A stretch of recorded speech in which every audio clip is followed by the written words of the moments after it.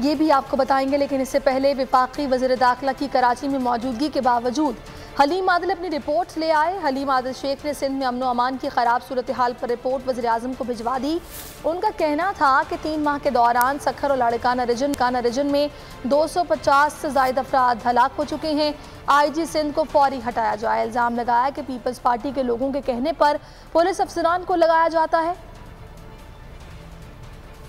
Police के जो जख्मी थे मैं उनके पास गया, जो हमारे जो शोहदा थे मैं उनके घरों पर गया। इस दौरान मैंने तमाम से मुलाकातें की। मैं 4 रोज़ वहाँ रहा और उसके बाद मैंने एक आज 12 पेजेस पर एक मबनी एक रिपोर्ट तैयार की है और मैंने प्राइम मिनिस्टर साहब को भी भिजवाई है और दीगर भी सब जगह भिजवाई है।